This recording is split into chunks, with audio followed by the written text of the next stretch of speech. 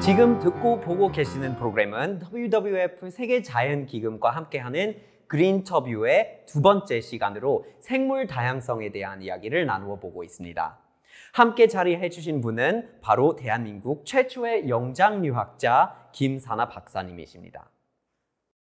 솔직히 영장류를 이렇게 공부하는 사람이다, 그리고 뭐 밀림에서 생활을 해봤다 이러면 바로 전에 떠오르는 게 제인 구달이죠. 네. 제인 구달의 모습 있고 뭐 침팬지 옆에 이렇게 어깨 동무하고 있고 이런 그림이 떠오르더라고요. 그렇죠. 그러면 그들의 서식지에 들어가서 공부를 하고 있는데 그렇게 제인 구달이 되는 것처럼 이렇게 같이 막 어깨 동무하고 막 친해지고 막 이런 상황이었나요? 그런 건 아니었어요. 왜냐하면 제인 구달은 땅에서 사는 침팬지를 연구했고, 그 다음에 침팬지는 워낙 우리랑 가까워서 뭐 좀 있다 보면 그들도 나랑 되게 비슷하게 생겼네를 확실히 느끼는 동물이죠. 예. 제가 연구한 긴팔원숭이는 나무 위에 굉장히 높이 있어요. 뭐 어떤 때는 20m, 30m 높이 있기 때문에 제가 올라가지 않는 한 같이 있을 수는 없어요. 그 대신에 그들이 나무 있을 땐 저는 밑에 있으면서 항상 같이 다녔죠. 그렇죠. 인식은 하겠죠. 그래도 이제 밑에 뭐가 누가 뭐 와 있다라는 거를 알 텐데. 인식하죠. 어떤 때는 되게 한심하게 쳐다봅니다. 이렇게 보면서 야, 뭐 하냐? 이런 식으로. 왜 거기 밑에 있어? 뭐 하는 것도 없이 왜 맨날 그 밑에서 뭐 하는 거냐? 약간 이런 식으로 제가 느끼기에는. 네. 그러면 그들하고 이제 같이 다니는데 뭐 약간 이렇게 같은 친구들을 반복해서 보게 되는 반복해서. 거예요? 왜냐면 거기는 약간 인간의 핵가족처럼 그 큰 성체 수컷이 있고 큰 성체 암컷이 있고 그 밑에 조그만 애들이 좀 있는 이런 식의 약간 가족을 이루고 있어요. 그래서 그 가족, 인간의 가족이랑 비슷합니다. 그래서 그 똑같은 가족이 어디에 살고 있는지도 다 알고 있어요. 그래서 오늘은 저 가족을 만나러 가자, 내일은 저 가족을 만나러 가자, 이런 식으로 그래서 같은 애들을, 아는 애들을 만나러 갑니다. 그러면 그 공부를 하시면서 뭐 어떤 특별히 막 크게 이해하려고 노력하셨던 부분이 뭐였을까요? 저는 이렇게 영장류 쪽으로 공부한 사람이 아니기 때문에 뭘 이해하려고 하는지도 모르거든요. 그렇죠. 근데 뭐 주제는 자기가 정하기 나름인데 저는 이제 먹는 걸 찾는 그 전략을 알고 싶었어요. 전략이요? 왜냐면 아주 그렇게 크지 않은 영역에 살고 있어요. 한 35헥타르 되는 영역에 살고 있는데 거기서 언제나 거기서 먹을 거를 다 구하고 옆에는 이웃들이 항상 있어요. 그 이웃들이랑 맨날 싸워요. 서로 영역을 좀 침범하면 안 되기 때문에. 그럼 그 정해진 데 안에서 계속 먹고 사는데 그냥 아무렇게나 먹을 것 같지는 않고 뭔가 좀 계획이 있을 것 같다. 그래서 한마디로 약간 좀 관리, 매니지먼트 무슨 방법이 있지 않을까? 이런 생각을 하게 된 거죠. 그래서 그런 거를 좀 이해하려고 했습니다. 그래서 뭐 결과가 나왔을까요? 네. 저는 갑자기 궁금해져가지고. 결과는 나왔는데 아주 한마디로 말하기는 어렵지만 가령 뭐 열매가 열린 나무 딱 만났을 때 그거를 열매가 있다 해서 다 먹는 경우는 없습니다. 언제나 조금 먹고 나서 다른 걸 또 먹고 이렇게 돌아다니면서 다시 방문을 해요, 그 나무에. 그래서 약간 시간적으로 분산을 시켜 놓습니다. 그거를 그냥 하나 다 없애고 그 다음에 다른 나무로 가고 그런 일은 절대로 없더라고요. 그러면 이렇게 이제 같이 생활을 하고 공부하시면서 본인이 특별히 뭔가 이렇게 느끼신 부분이 있으실 수도 있을 것 같아요. 뭐 인간에 대해서 뭐 느꼈다거나 아니면. 그렇죠. 일단은 나는 왜 그렇게 뭔가 불편한 생물일까 이런 걸 많이 느껴서 인간은 조금만 더워도 덥고 조금만 추워도 춥고 막 그렇게 쾌적한 그게 너무 좁잖아요, 그 영역이. 그리고 뭐 하나 하고 있으면 금방 실증 나고 또 하나가 필요하고 그 동물을 보고 있으면 정말 자기 환경에 적응을 너무 딱 잘해서 거기에 빠져 있어가지고 너무 행복해 보이고 그렇게 부럽더라고요, 그 동물을 보고 있으면. 나는 왜 이렇게 불만족이 항상 가득한 생물인가 이런 생각을 좀 많이 했습니다. 그러면 그렇게 이제 보면서 이렇게 본인이 또 바뀐 부분이었을까요? 그렇게 이제 생활을 하다가 다시 돌아왔을 거 아니에요?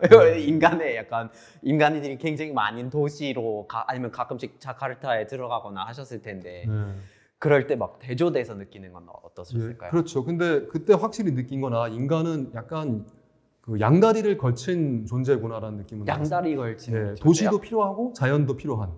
그래서 저 같은 경우는 그랬어요. 어떤 사람은 이제 아예 한쪽에만 살 수 있는지 모르겠지만 저는 이 문명의 세계도 어느 정도는 필요하고 근데 자연도 필요하고 언제나 그 두 개가 같이 있어야 되겠다 이런 생각이 좀 들었습니다. 저 자신한테는. 근데 돌아오고 나서 한국에 오고 나서는 소음을 못 견디게 됐어요. 제가 너무 숲에 많이 살다 보니까 제일 견딜 수 없는 게 카톡 소리. 카톡 나오는 순간 아니에요? 너무 스트레스입니다. 도저히 견딜 수가 없어요, 카톡 소리. 그래서 잠도 잘 못 잤고 지금도 사실 좀 그런 게 이어지고 있습니다. 그렇죠. 도시에 오면 확실히 이제 생활이 다른 것 같은데, 근데 아까 표현하신 게 굉장히 재밌었어요. 왜냐면 그 김팔 원숭이 얘기를 하면서 자기 영역 안에 있는 거를 이제 관리하면서 그 안에서 이제 어느 정도 행복하게 생활을 하고 있고, 이제 인간에 대해서 얘기를 하실 때는 이 두 가지가 필요하면서도 굉장히 스트레스가 많고 사람들이 이제 힘들어하고 있는데, 그러면 인간을 바라볼 때 본인의 관점이 아무래도 영장류를 공부하시는 분이시다 보니까 약간 인간도 영장류인가요? 그렇죠. 그러면 맞죠? 예, 예. 그렇죠. 그러면 약간 연구의 대상으로 생각하시는 건가요? 약간 비슷하게 느끼시나요? 약간? 예, 그거를 아예 뭐 논문을 막 쓸 정도는 아니지만 여전히 비슷한 눈으로 보죠. 그리고 마치 그 야생동물처럼 보는 관점이 재미있습니다. 그러니까 우리 야생동물이라기보단 인간은 대체 어떤 동물인가를 좀 이해하는 거 있죠. 그리고 현재 인간이 어떻게, 특히 현재 한국인이 어떤 동물인가 이런 거를, 그래서 이거는 좀 이상하고 이거는 괜찮고 근데 점점 더 이상해지는 것 같아, 뭐 이런 생각들은 계속 하죠, 사실. 그렇죠. 왜냐면 이제 저는 이제 서울살이를 이제 11년 차 하고 있는데 원래 고향이 정말 한국 사람들이 말하기에는 약간 보통 깡촌이라고 표현할 것 같아요. 진짜 사람이 없어요.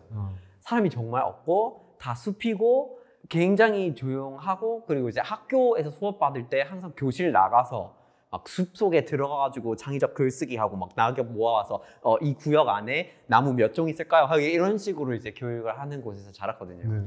그래서 서울살이를 하면서 굉장히 강하게 느꼈던 부분 중에 하나가, 만약에 평생 서울 같은 도시에서 살았다면 자연이 뭔지조차 모를 것 같아요. 네. 어떻게 보면 또 이게 생물 다양성 문제를 해결하려면 이렇게 큰 도시에서 사는 사람들이 그거에 대한 이해가 올라가야 되는 건데. 올라가야 되죠. 굉장히 중요한 얘기입니다. 그 대도시의 사람들이 그런 자연에 대한 감수성이 아예 없는 문제가 굉장히 크죠. 사실은 기대고 있는 자연이 뭔지도 모르고 그렇죠. 아무런 경험이 없다는 거. 대도시 중에서 특히 이 아시아 대도시들이 더 문제입니다. 제가 보면 가령 뭐 뉴욕, 런던, 파리는 이 정도는 아니에요. 아무리 대도시라도 녹지 비율이 훨씬 높아요. 그리고 그 대도시에 사는 사람들이 그런 거에 대한 요구도 훨씬 많고, 지금 우리가 살고 있는 서울이라는 곳은 가장 황량한 도시 중에 하나입니다, 사실. 그리고 그게 근데 이 정도 황량한 것도 원래부터 그러진 않았어요. 제가 가령 80년대와 90년대 서울 반포동에 살았는데 그때만 하더라도 아파트 내 단지 안에서 그 수십 종의 곤충을 채집할 수 있을 정도도 있었어요. 그 당시만 하더라도. 근데 지금은 그 정도는 다 사라졌고요. 네, 그래서 이것도 우리가 현재 겪고 있는 서울도 황량하긴 한데 이것도 근래에 이만큼 더 심해졌다는 거.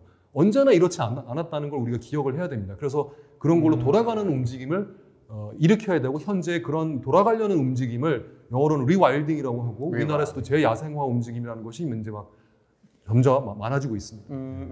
그러면 그거를, 그 중요성을 이제 이해하고 받아들이기에 약간 좀 어려움이 있을 수 있는데, 그 뭐 일을 하시면서 저보다 훨씬 더 많이 겪으셨겠지만 주변 사람들이 이런 약간 도시에도 자연 생태계가 더 풍성하게 들어와 있어야 된다는 부분, 녹지가 많아야 되고 사람들이 이제 자연과 어떤 단절을 극복해야 된다는 부분, 이런 부분들에 대해서 사람들이 이제 받아들이지 못하는 경우가 분명히 있어요. 이해하는 데 어려움이 있는데 가장 이해하는 데에 약간 크게 지장이 되는 부분이 뭐라고 생각하세요? 저는 가장 지장이 되는 부분은 결국 요즘에 언제나 이제 요즘 사람들의 이목구비를 한번 살펴보면, 얼굴을 살펴보면 일단 눈은 항상 스마트폰을 쳐다보고 있고, 그다음에 귀에는 항상 이어폰이 꽂혀 있죠.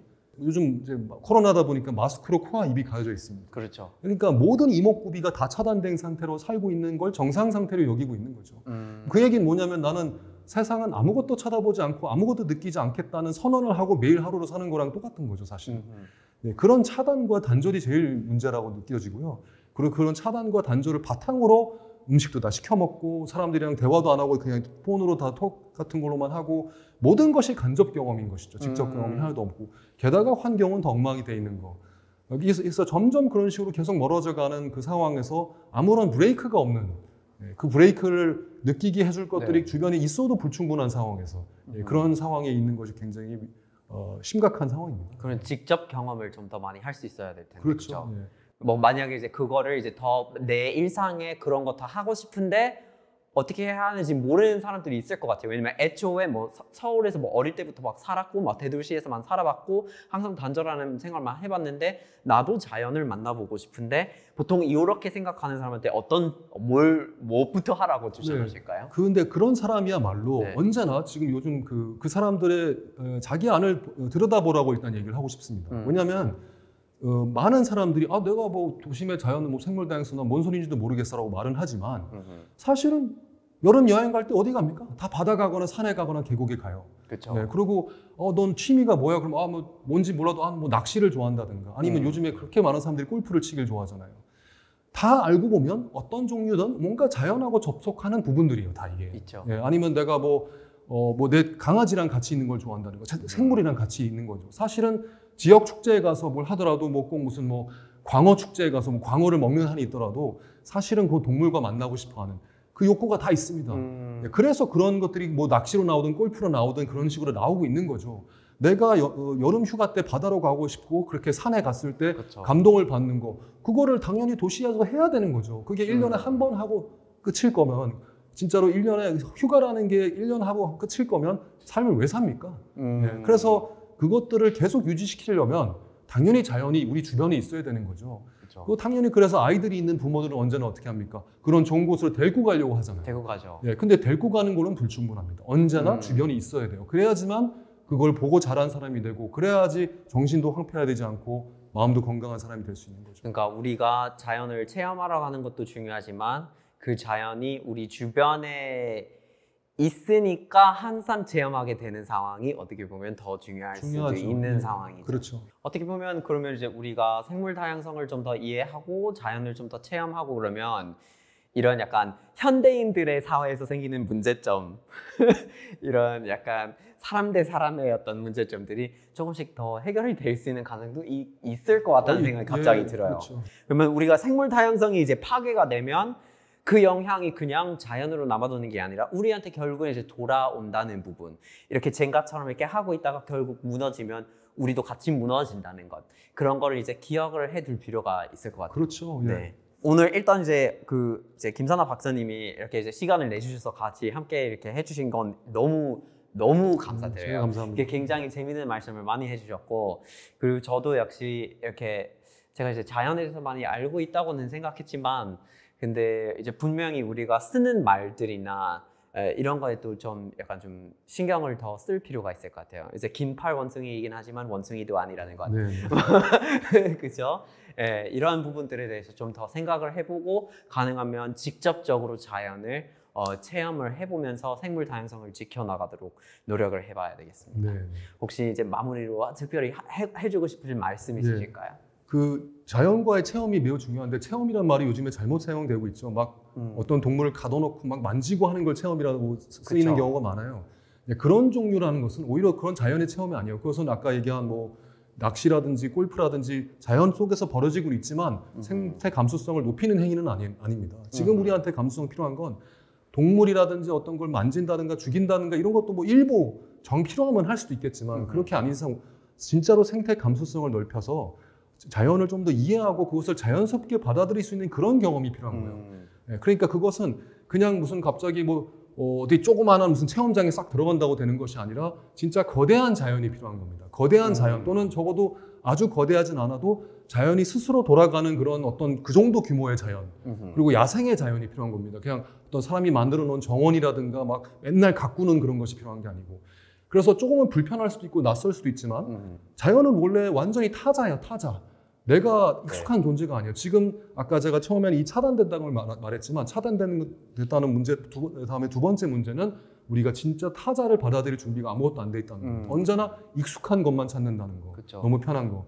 진짜 타자랑 사는 부분. 그래서 이제는 심지어는 코로나라는 타자랑 살고 있는 겁니다. 우리가 싫어도. 그래서 그런 것을 인류가 어떤 정도로 타자를 제거하려다가 오히려 자기 꾀에 자기가 넘어가고 있는지를 좀 깨달을 필요가 있고 그래서 생물 다양성이라는 것은 그냥 저 멀리 있는 것이 아니라 내가 그냥 그 중에 하나인 인간도 그냥 그 위에 서 있는 것이나 그 중에 하나이라는 것을 꼭 기억하면서 생물 다양성이라는 거를 우리 마음속에 받아들이고 살았으면 좋겠습니다. 그래서 오늘 김선아 박사님이 굉장히 좋은 말씀을 많이 해주셨고 시간을 내주셔서 감사합니다. 오늘 이렇게 많은 얘기를 같이 나누면서 제가 이제 들었던 생각이 있었는데 생물 다양성은 이제 자연의 또 다른 한마디인 것 같아요. 또 다른 말인 것 같아요. 다른 표현이니까요. 그렇죠.